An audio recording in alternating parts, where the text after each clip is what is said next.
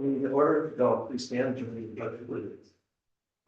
I pledge allegiance to the flag of the United States of America and to the republic for which it stands, one nation, under God, indivisible, with liberty and justice for all. Madam Clerk, you call the roll. Vice President Adams. Here. Director Guy. Here. Director Clayton. Here. Director Rodriguez. Here. Director Brown. First item on our agenda, the minutes of the regular meeting held March 12th, 2006. I reviewed those minutes and I asked that we adopt those. I second it. All in favor? Aye. I'll abstain because I was not here at that meeting. Okay. Agenda item 2, minutes of the regular meeting held April 9th, 2026. I reviewed that meeting and asked that we adopt the minutes. I'll second that one. All in favor? Aye. I abstained from that since I wasn't here, Okay. although I did watch it on YouTube. Virtually. Virtually. We'll go to agenda item 3, which are committee reports. Mr. President, your finance committee met on 13th of April. Real estate committee met on the 15th of April. The executive committee to set this agenda met on the 15th of April, and your finance committees met on the 15th of April. It was a busy day. That's my favorite board members. Sounds like it. Favorite. Nice. That's all you have? Let's go to our general manager's report. Just one good item. We just this week completed our annual FAA Port 139 inspection. And it reports that it went well. Should have a formal response from in the next few weeks. Okay. We'll go to agenda item 5 with the manager of finance and administration.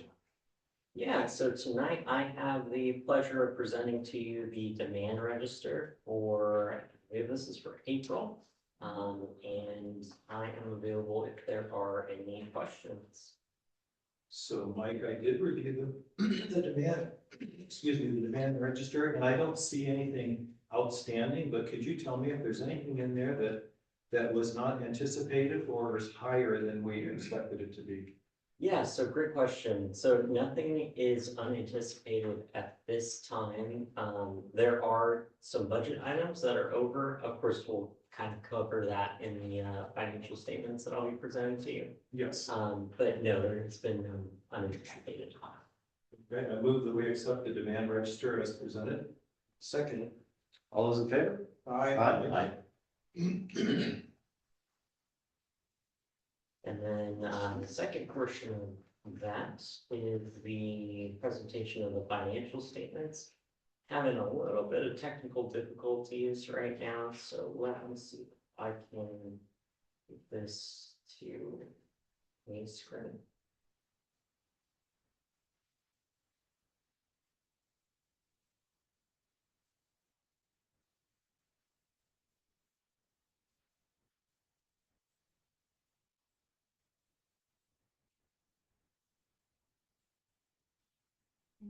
Yeah, actually, I can send to you, or do you want to see if you can stream it to either of these? Let's see.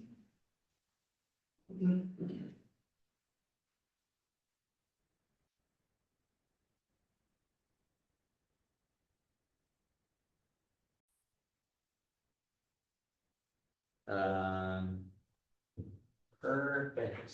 Okay, so tonight I have the pleasure of, oh, wow, thank you so much. Okay, so we'll just get right into the financial statements. And again, these are just receive and file. So if you have questions, we'll go to the end and then you can ask away. So our very first statement is the budget to actual. So we have our total income of 11 million. Our budget is a year-to-date budget, so this is as of March 31st. We have an overage of about 1.3 million. That is attributed to the AIP reimbursement grant. We had about that much that was not anticipated to be reimbursed this year, which is why it's over.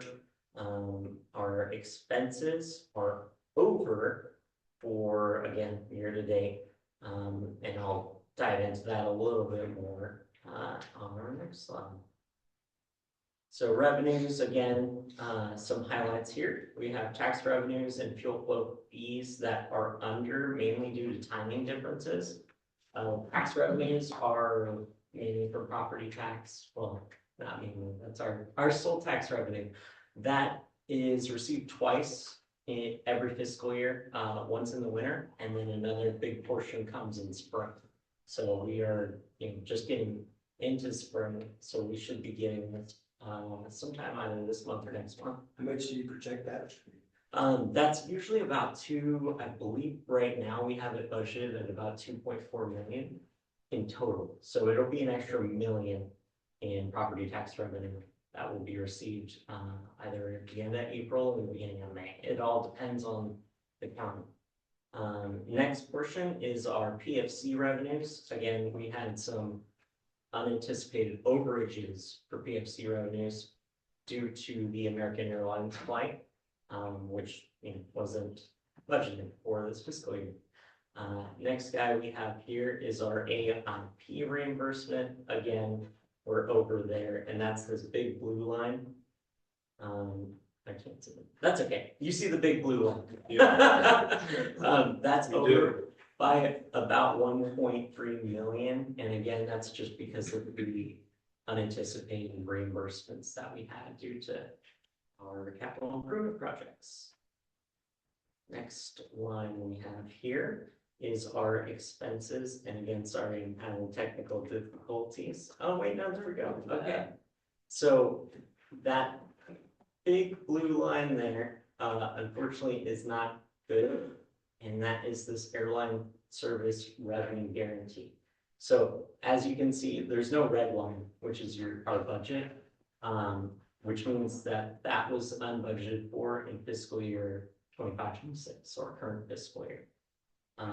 That is important to note because that airline service revenue guarantee was projected out to be about $2 million.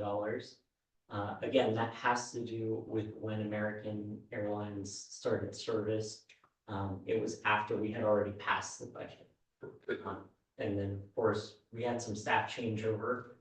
We didn't have a finance manager in this position until the beginning of the year. So there was never a budget adjustment that happened. That will be coming to you at the next meeting, a request for a budget adjustment.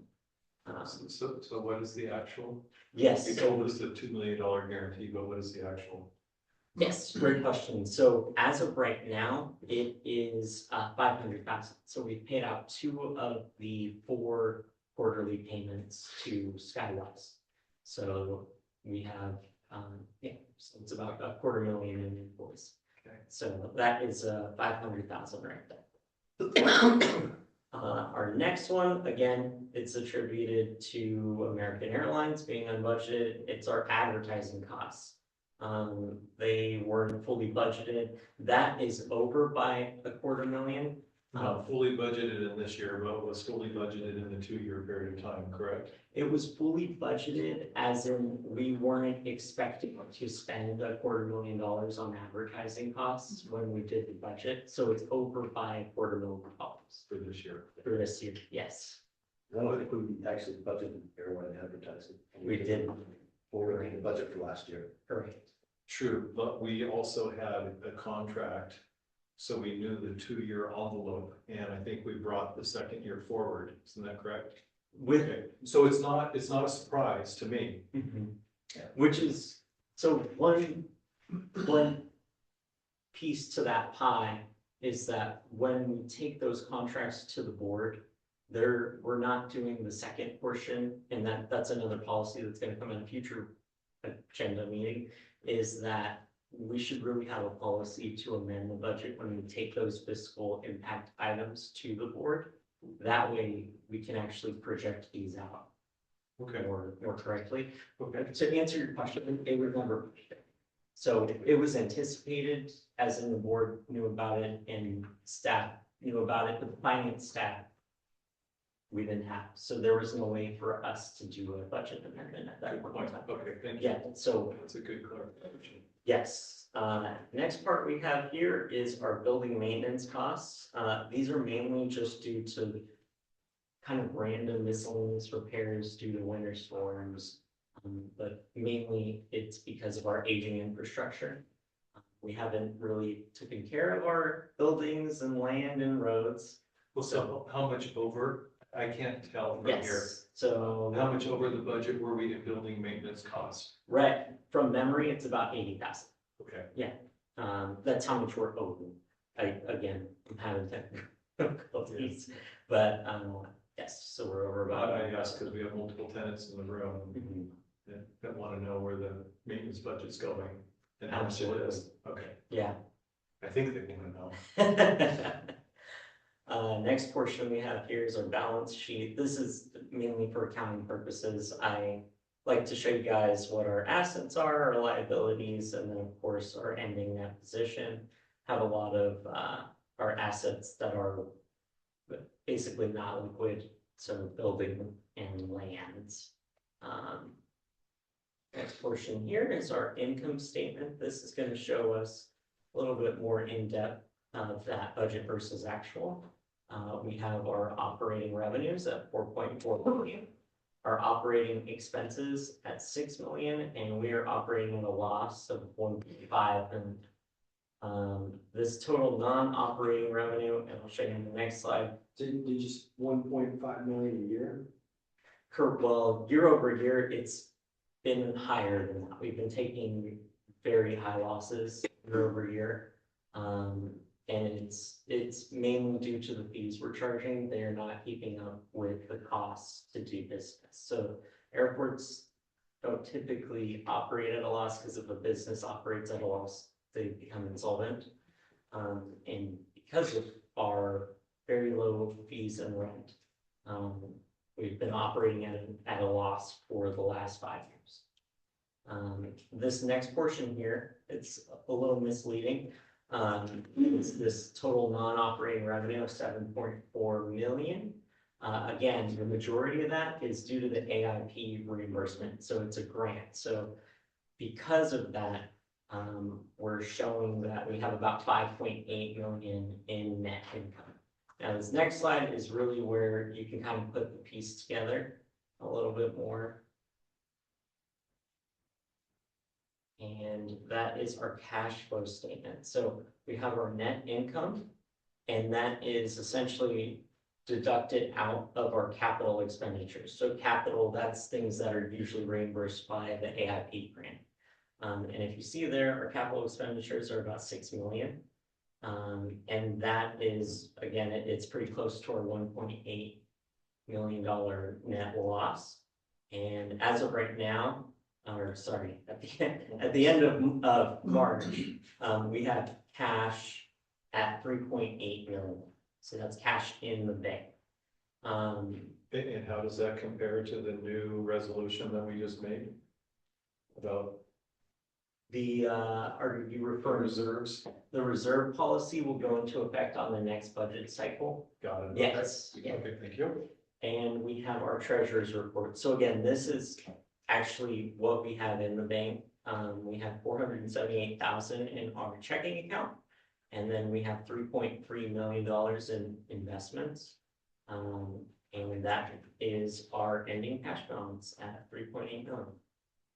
And with that, I am available if there are any questions. And this is, okay, so you showed us the finances for the first quarter of 2026, but this is relative to the fiscal year. Is that correct, or is this only for first quarter 2026? This is for technically March 31st. So this is our actual bank balance. Yeah, So this is, you know, when you get your bank balance at the, or your bank statement. it's end of quarter, Yes. okay. Okay. I got it, because what I'm trying to do in my head is I'm trying to calculate what our ending balance was last year, and then go back previous years to see how much it's decreased. Mm.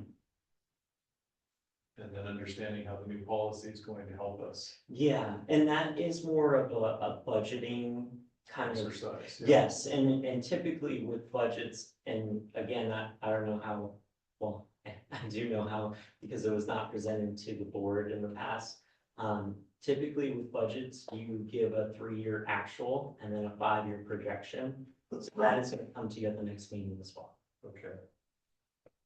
And you are gonna present that to the finance board prior to coming to the board of directors, okay? And Steve asked me to make sure that Marvin is invited to that meeting as well. Yeah, absolutely. Does he ask? Well, there can't be There three. can't be three. Yes, I think Steve said he's not going to attend. More my new favorite word. That's what you say to all of us. Yeah, I was gonna say, did I get that on the record?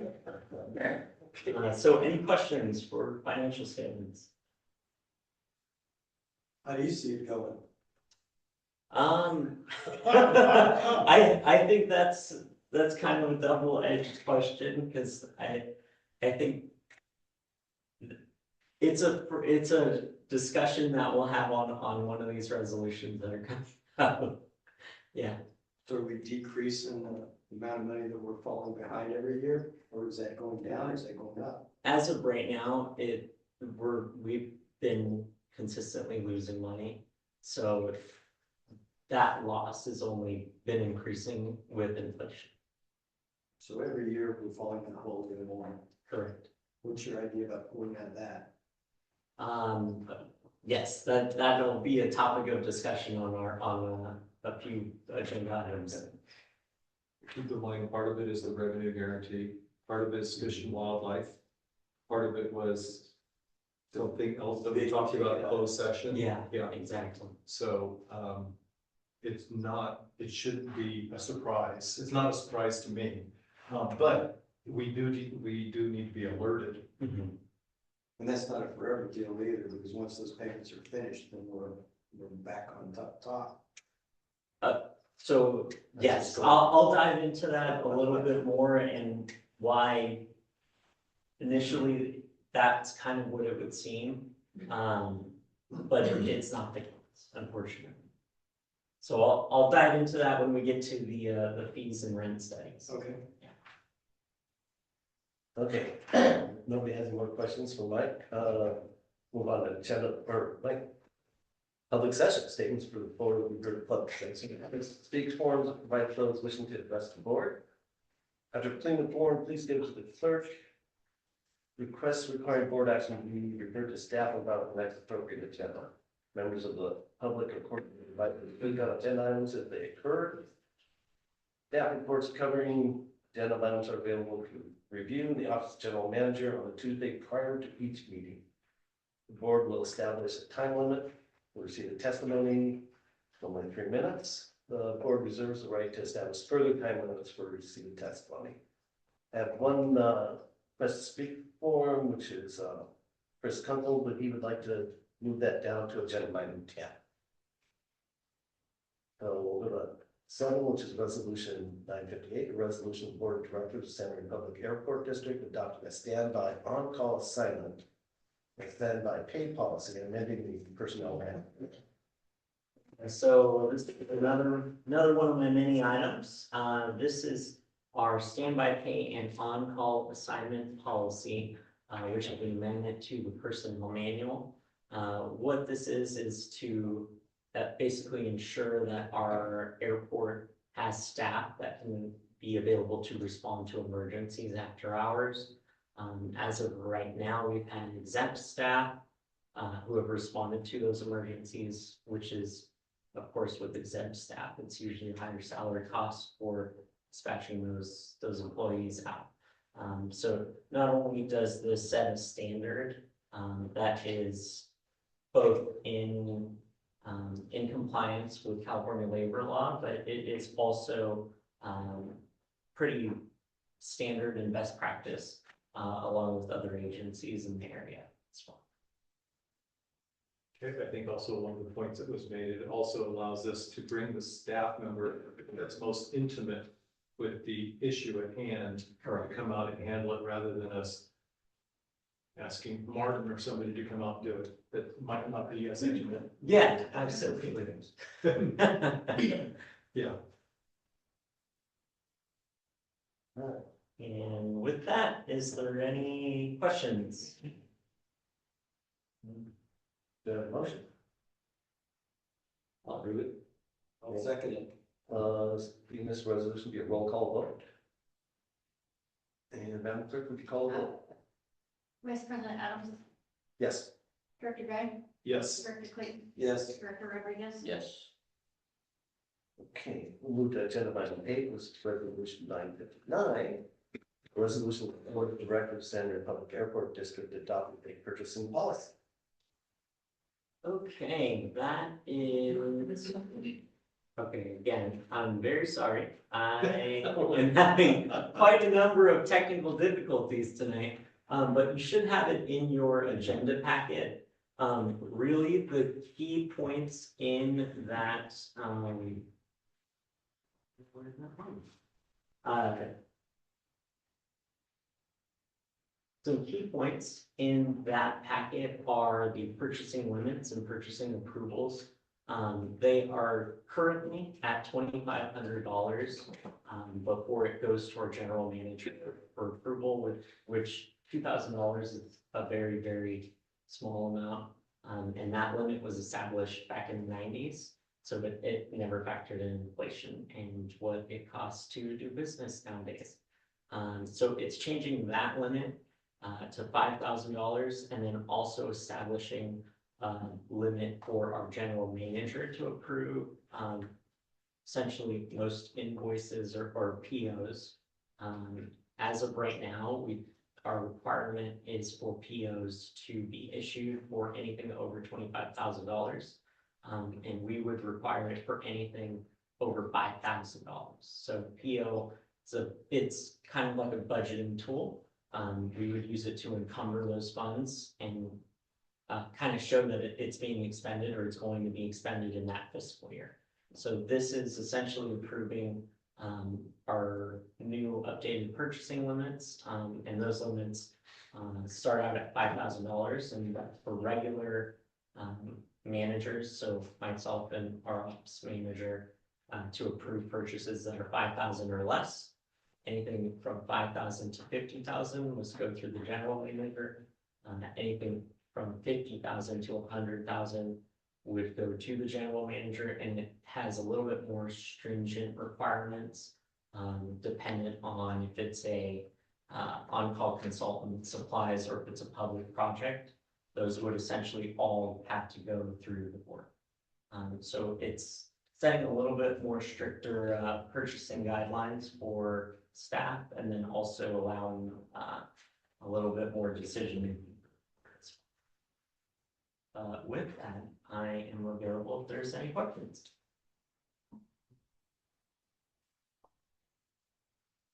Then I move that we accept resolution 959 as presented. We have a second? I'll second.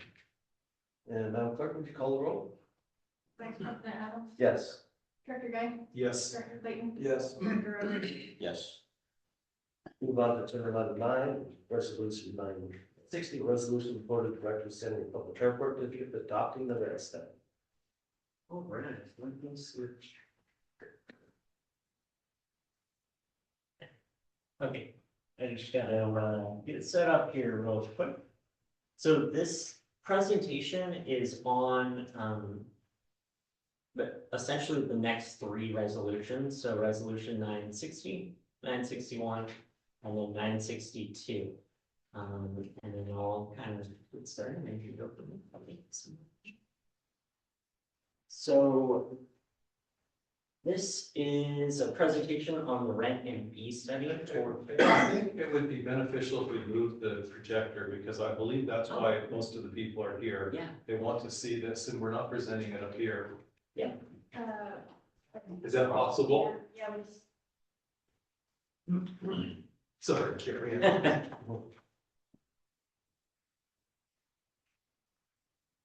Here, Mark, you're gonna have to. I got it. You got it. So I do want to preface with the rent and the fee study. So the rent study, won't affect current lease terms. So I believe that I've heard from people, different tenants, that the rent terms, there was an assumption that it was just gonna go up as of July first.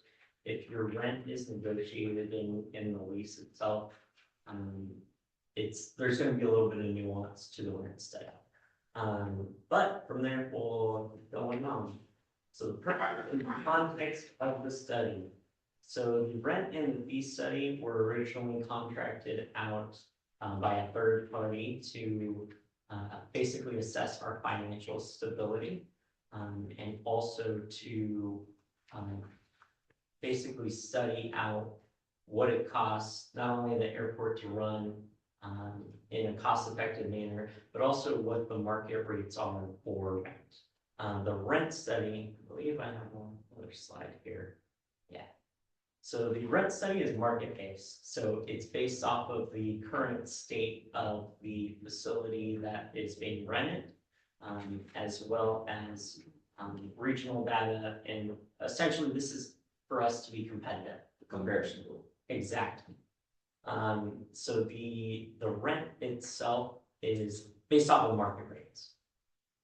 The fee study, on the other hand, is based off of cost recovery. So this is going to be based off of what it costs us to perform the service or perform the fee, to charge the fee in a cost-effective manner. That way we can recover those costs. The recommended adjustments, some of the larger ones are the fuel flow fee, which would be increasing from, I believe it's 6 cents a gallon to 12 cents a gallon. And then our landing fees would be increasing from, I believe, $1 to $2.50. We also are having a little bit more structured parking and tie-down fees for airplanes. There's a pretty in-depth summary in the actual fee study. And the fees are going to be charged based off of the airplane, whereas right now it's based off of the airplane, but it's a little bit high. We're also going to start charging overnight parking fees, whereas in the past it was usually monthly. We have some minor changes to admin fees, and then we have our revenue projection at 1.1 million. Again, this is based off of just current data, so it's essentially the usage of the last 3 years, and it's been that really.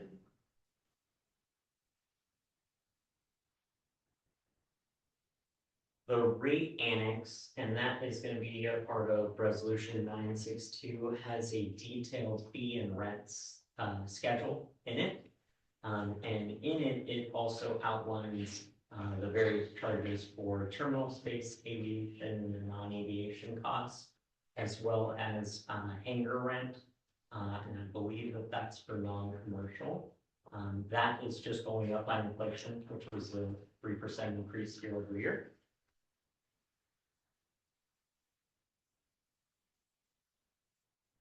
And as far as implementation and oversight, it's the board that sets the policy direction, staff carries it out, and also implements and oversees the implementation of the new fee study and rent schedule. And with that, I apologize, I did not have very much data in this slide due to my technical difficulties. Okay, well, I have a few questions for you. Of course. Okay, so the first question is we hired an outside company that did a comparison of multiple airports that helped us to determine what would be a fair fee schedule, fee and rent schedule for this airport. Correct. So we did that. And then the next question is, you use the example for like the jet fuel fee. So the jet fuel fee affects the jet fuel provider, and it affects all of the pilots or the aircraft owners. So how do we get that news out to these people so that they're aware? Yeah, so that's a great question. So we can either do a mailer, we do have.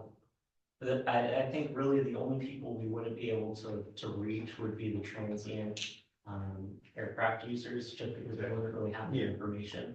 But tenants, other consistent facility users that we do have information for, we can communicate that out, if the board directs staff to do that.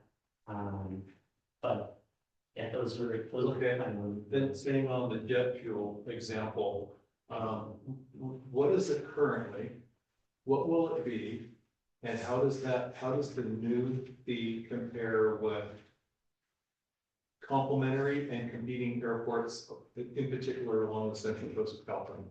Yeah, so great question. So the fuel fee itself, as far as comparison of that fee to other airports, this fee study was actually based off of cost recovery. So the fee study, although it looked at all of the different airports in the area and comparable airports, again, we're just talking fees. It was ultimately based off of a cost recovery model for this specific airport. So whereas the market rent is usually based off of the type of structure, the state of the structure, and then the square footage of the structure. So that is a little bit more apples to apples. Whereas the fee study was based off of more of an apples to orange comparison. So in this case, it was, what did it cost to run the airport? And then the consultant divvied it out amongst all of the fees, and took a running average of what our expenses have been for the last 3 years.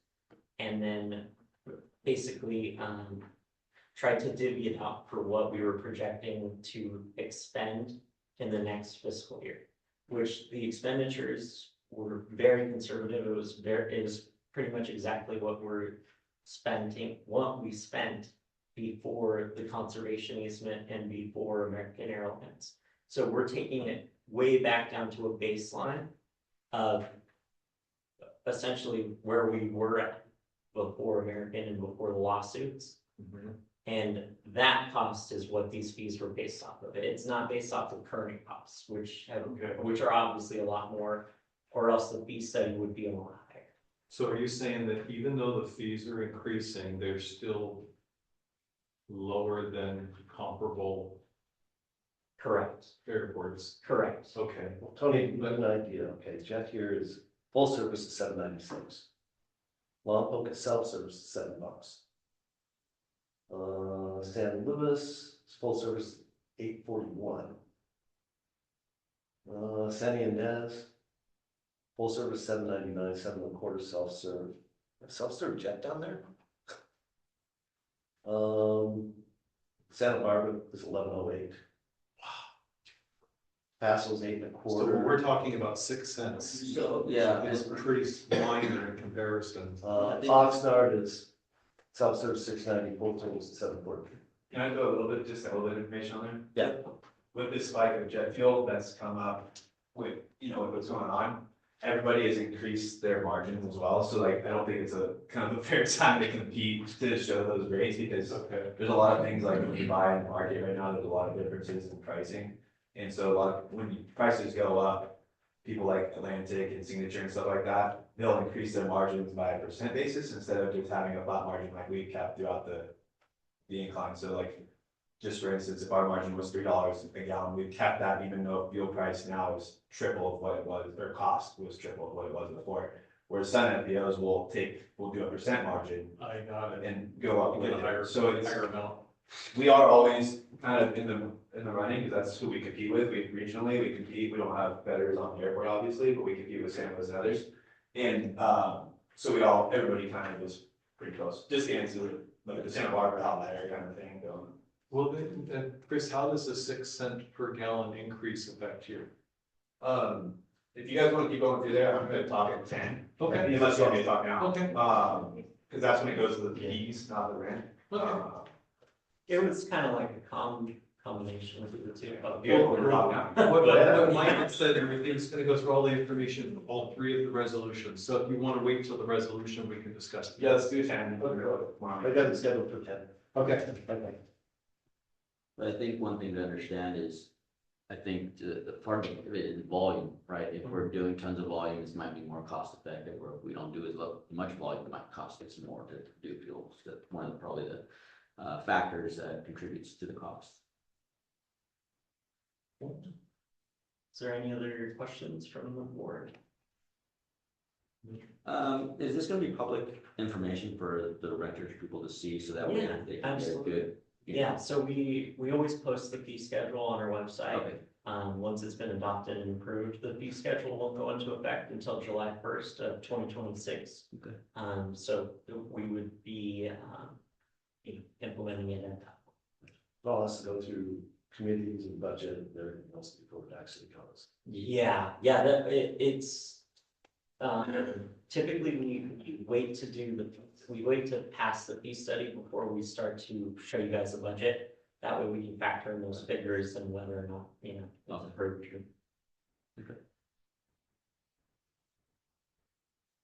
Okay, call the question.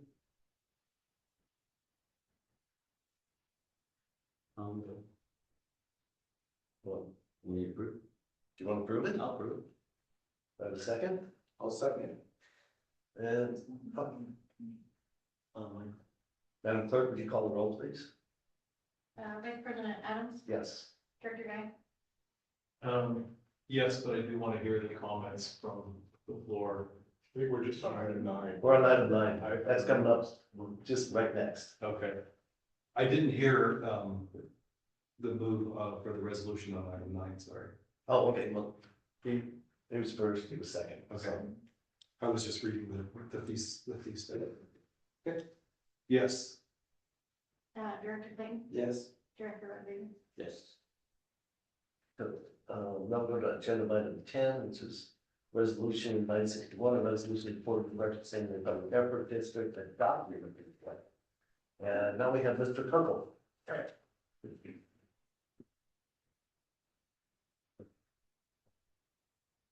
All right, thank you, Director and staff. Sorry for there's gonna be stuff going everywhere. I didn't know about this until a couple hours ago, so I'm kind of just trying to put my thoughts together on some of these things. Thanks for clarifying kind of where the fees were coming from. I do think, just let's start with the flowage fee, because I think that's out here, I'm gonna try and all. Is I think the 12 cents is very reasonable. I was gonna bring this to you guys here soon anyways, because I think there is some money that was being left on the table. Although I think that it would be, I was gonna present a stepped basis, whether it's 6 months, 8 months, or a year, or whatever because essentially we're doubling it, right? I mean, yes, it's 6 cents, it's 12 cents, whatever, it doesn't seem like a lot, but we are essentially doubling the fees, so. That was kind of my biggest concern is like, if we look at percentages, we're going up Very significant. a lot. That being said, we can, it is what it is at this point with that. And like Tony says, it does, it's gonna affect our customers inside of the hangars, because at the end of the day, we're just gonna pass this through. So it's 12 cents. I guess the argument is, kind of, if you can afford to fly, 12 cents shouldn't necessarily kill you, I guess, but it takes away maybe some of our competitive advantage of some other opportunities. The one I'm having kind of where I'm getting stuck on is the landing fee increase. I showed no increase for airlines, which I think is kind of weird that we go and increase Forest Service from 50 cents to $2.50, which is an absolute huge jump to do overnight, theoretically. I've done a little research in the couple hours that I've had to look at this. Pastor Robles doesn't charge CAL FIRE any landing fees. Sacramento doesn't charge landing fees, and San Bernardino does $1 per 1,000 pounds of landing fees for everybody over 12,500. I just want to be very clear that I am ultimately, this is my airport. I want everybody to make money, but I want it to be fair. So if there's any way that, that is something that we could, I don't know if the airports that were in the study a lot of them did not have tinker bases, most of them. So I'm not, and it was obviously the information that was given just now, that it is derived on how we make the airport profitable, not on what is market rate. So I would love for somebody to give some more consideration to that rate, as it is a massive number when you start thinking about the DC-10, that's 400,000 pounds. It's a major feat. Like I said, these aircraft do wear out the runways, but the Forest Service also pays we pass through a decent amount of what we call a ramp fee to the airport. And the last 2 seasons, we've given about $130,000 to the airport, besides what the landing fees are and flowage fee.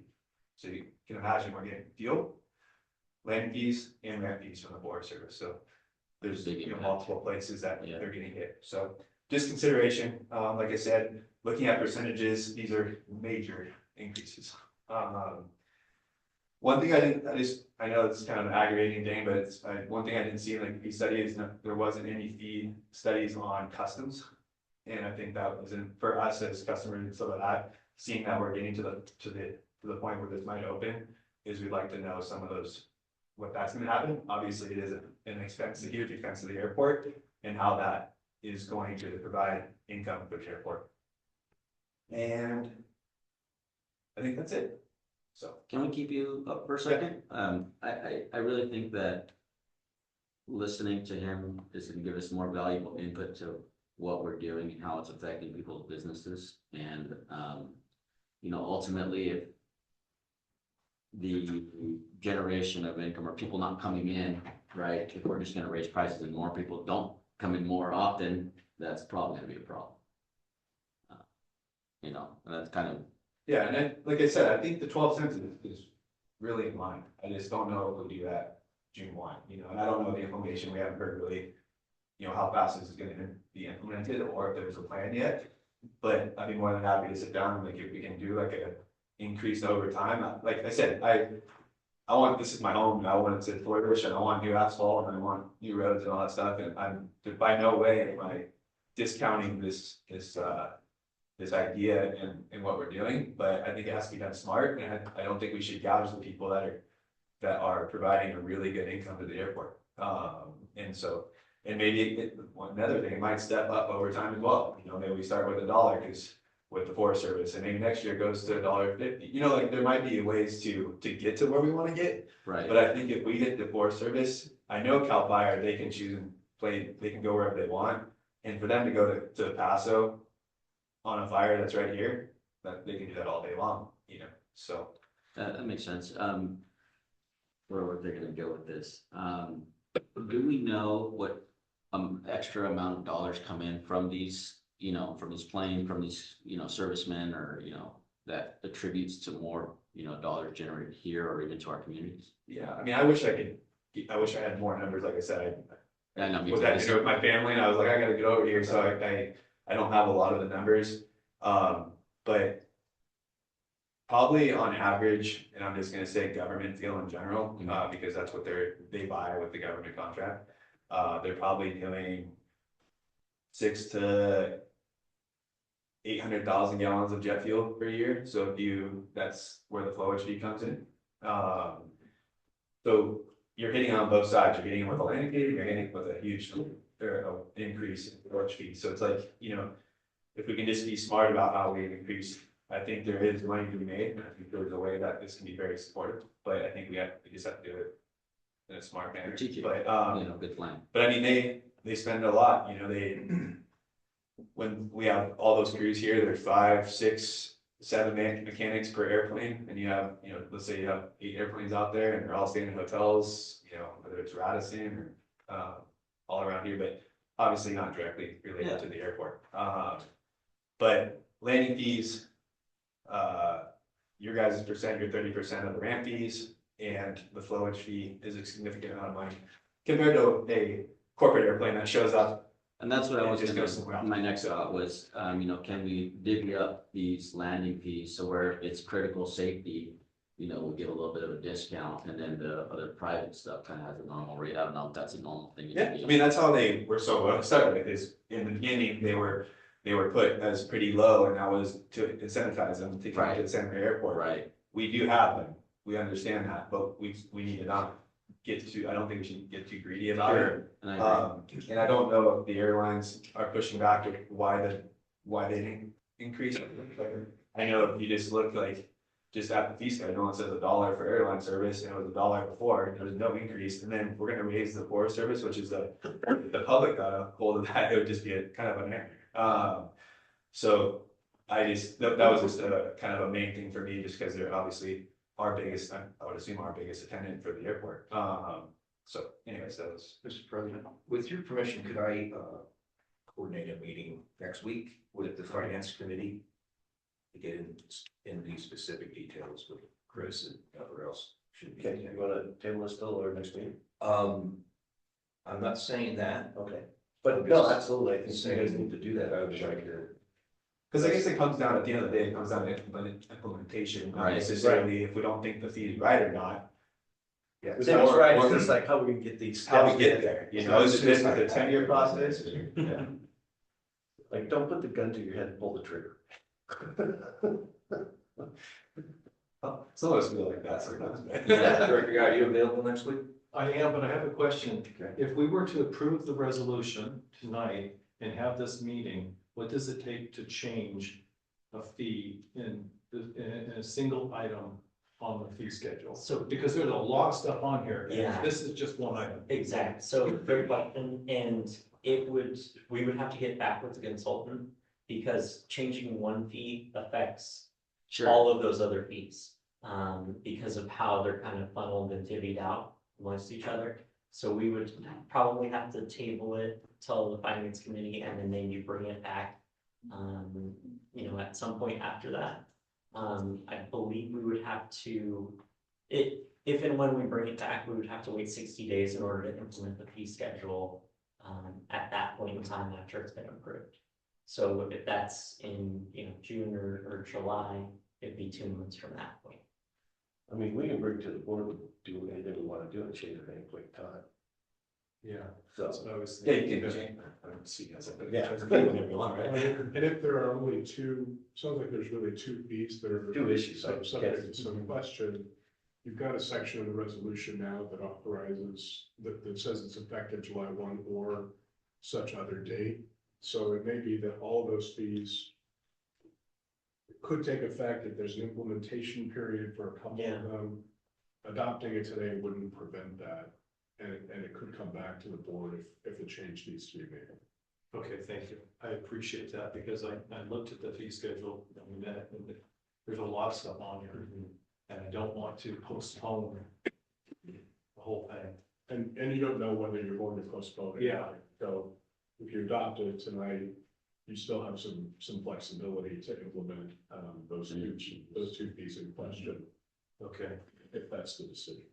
Otherwise, it's in effect. and it gives time to other tenants and operators here in the report to have an opportunity to review the fee schedule, so that they can also let us know how they will be impacted. Yeah, I mean, just as an operator, this came out pretty fast. Yeah. I mean, I was on my tractor and I got off and Vicky, like, you see this? And, an hour later, we're trying to figure out what's going on. So I mean, it would be nice to have a little bit longer to kind of look at stuff. Yeah, I mean, obviously. I mean, we can approve it, but we know we have flexibility in it. Yeah, I like that idea. Yeah. So may I move that we Yes, you can. approve this resolution with the understanding that the finance committee will meet next week to go through the finer details to ensure that it doesn't create any hardships or extreme hardships to businesses and personnel at the airport? Nice. Good.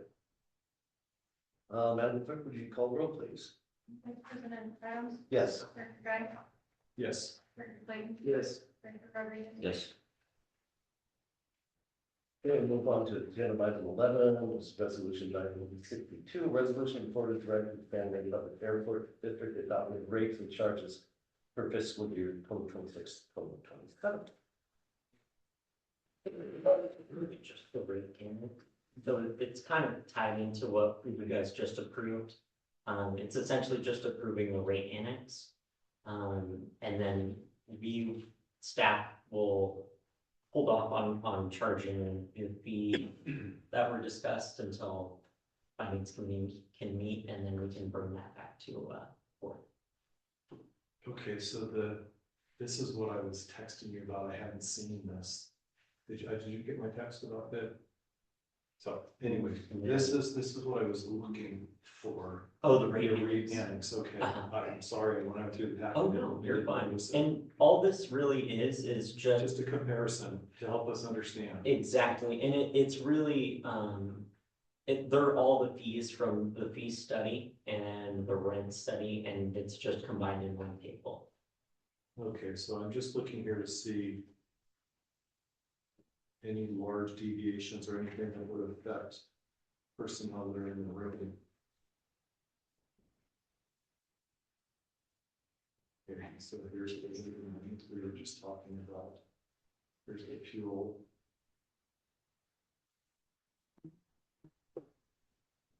Okay, this would be useful, especially to Yeah. Central Coast Jet Center.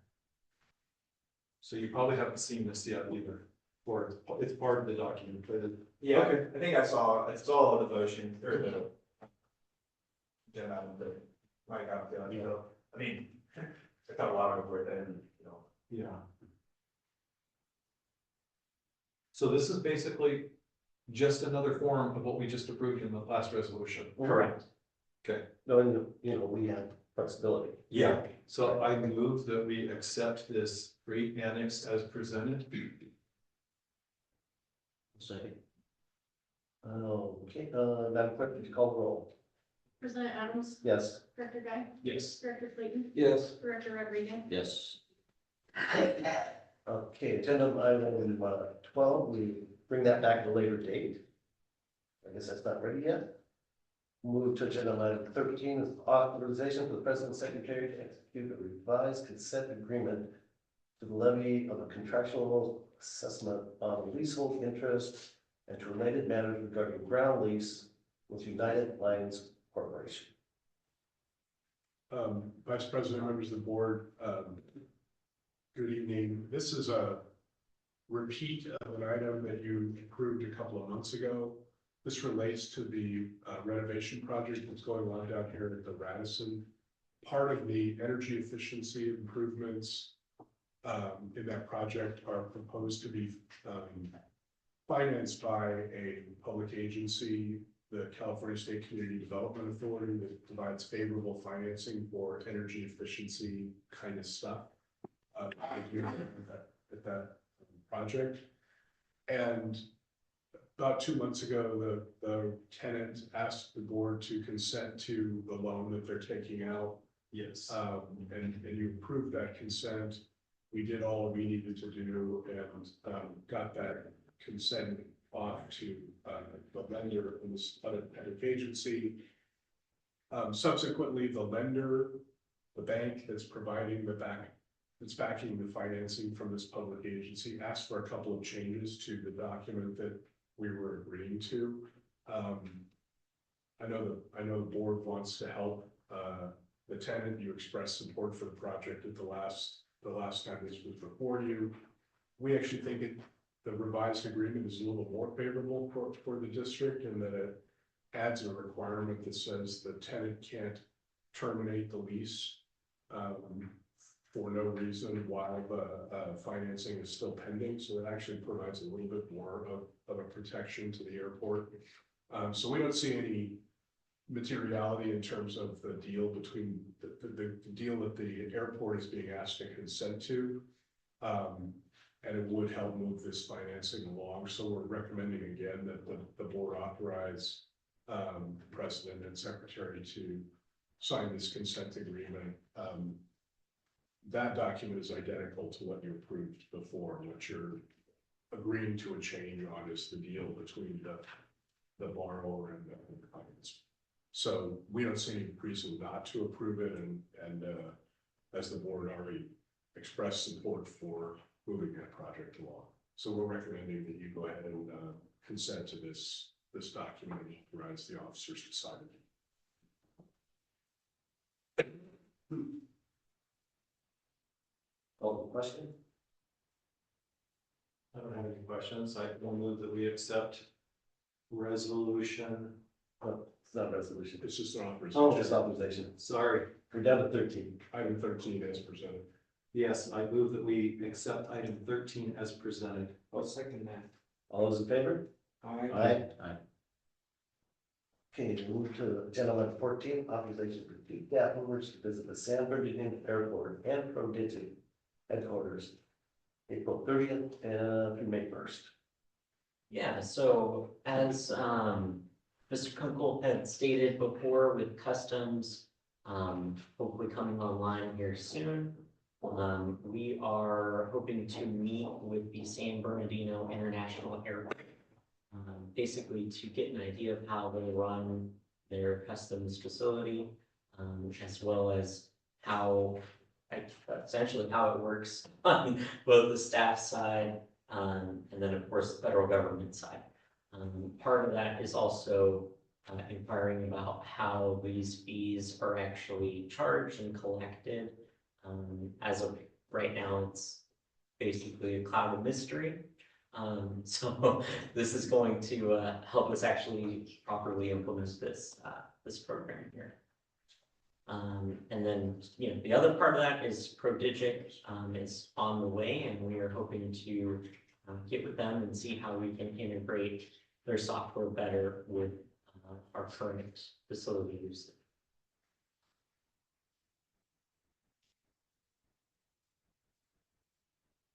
I'll approve it. A second? I second it. All those in favor? Aye. All right, go to agenda item 15, authorization for the manager of finance and administration to execute a contract with Oracle NetSuite Enterprise Software Company. Yeah, so this is another part of software that we're hoping to get tied in with ProDigi. This is for our essentially our accounting software, so it's kind of the backbone of all of these financial reports. One piece that is probably pertinent for you to know is that there is actually almost no increase to the cost of getting the software. It's about a $200 increase, but we were going to feel that with inflation on our current ERP software. And so it's about $10,000 a year, and we will be locked into that contract for the next 5 years with a 2-year extension after that, capped at 3%. So it's a pretty good contract there. What are you using the software for?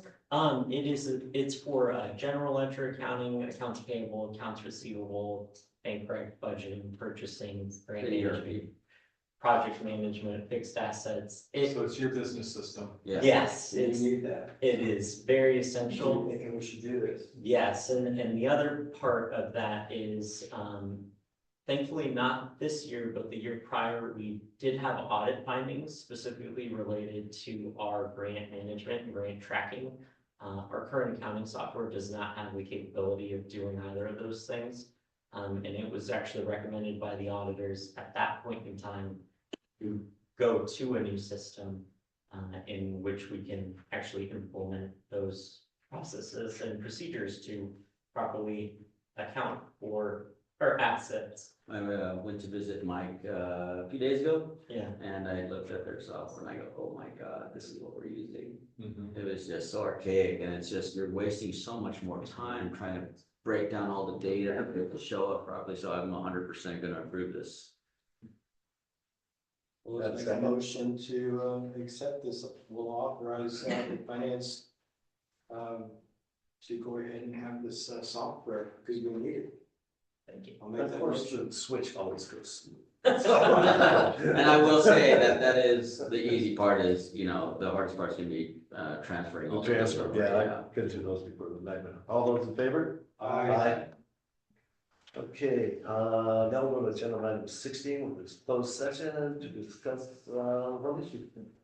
Okay, I'll recuse myself for this. like 5-minute break. Let's go. 5 minutes. So we came out of closed session with no reportable actions. We move on to director's comment. We'll start with you. Well, I'd say I'm glad that you guys are getting a new financial system. It's very important, very, it'll make things a lot smoother for you guys, make it a lot less work, so that's good. I definitely do understand, businesses going through the hard times right now, and we definitely can't afford to lose any new business, so I appreciate that we're working with them to kind of make these things come together. That's pretty much it for me. Director Blake? Somewhere, Mr. Flores, cuts are gonna have to be made. You can't keep operating in a negative, you told us that. Can't do that. So I'm looking forward to seeing what's on the chopping block that has to go, so we can come within our budget. And that has to happen sooner than later, don't it? But I think you're heading in the right direction. I really do. With all the resolutions and stuff you're throwing on us over here, I think you're ensuring the fact that we're gonna live into the future. With that, I'm hoping that, the group sticks here together and we all five come back together so we can do this one more time. Because I haven't seen the five of us in a long time, a long time. So, that's it. Director Guy? So I'd say looking over the last quarter, 2026, and then looking over what happened in calendar year 2025. From my perspective, there has been a tremendous amount of positive change. When I say tremendous amount of positive change, I think in many respects, we have a much better relationship with the city, the county, Fish and Wildlife, and regulatory agencies. Okay, and I think that's a given for most of us. We've seen that. I've also seen that I think Mark first identified to me that we had a problem with our business system, and I worked with Veronica last year on the finance committee, and I struggled a lot. And with you, Mike, you're a great addition to the team because you have a different understanding, and you have a nature about you that's very positive and proactive, and I really respect and I appreciate that. So thank you. And then Carrie, what you've been handling relative to the communication stuff with relative to American Airlines and SkyWest, it's been a lot.